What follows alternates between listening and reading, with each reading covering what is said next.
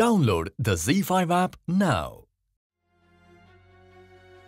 Zee मराठीवरील स्वराज्य रक्षक संभाजी ह्या मालिकेच्या 28 मार्चच्या भागात संभाजी महाराज कोणत्याही परिस्थितीमध्ये राज्याभिषेक पार पडेल असं सर्व कारभारी मंडळींना निर्णय बोलावून दाखवतात.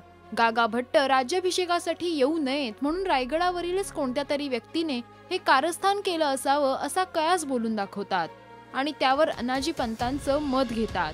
अनाजी पंतांचे भाव बदललेले पाहून संभाजी महाराजांचा अंदाज खरा ठरतो.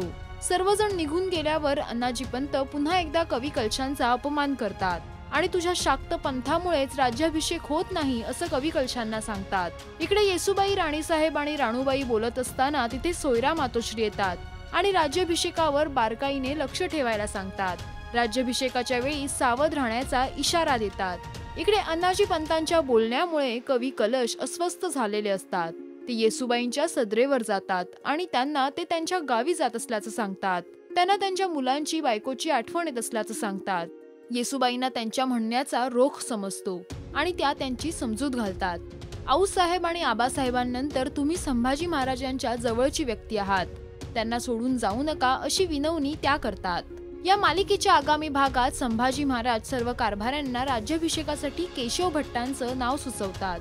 कारभारी मंडळ आता कोणती चाल खेळणार? संभाजी महाराजांना अनाजी पंतांचे कारस्थान समजणार का? या सर्व प्रश्नांची उत्तरं मिळवण्यासाठी पहा स्वराज्य रक्षक संभाजी सोमवार ते शनिवार रात्री 9 वाजता फक्त झी मराठीवर. मराठी टेलिव्हिजन इंडस्ट्रीचे अपडेट मिळवण्यासाठी पहा आणि सबस्क्राईब करा राजश्री मराठी सोबत.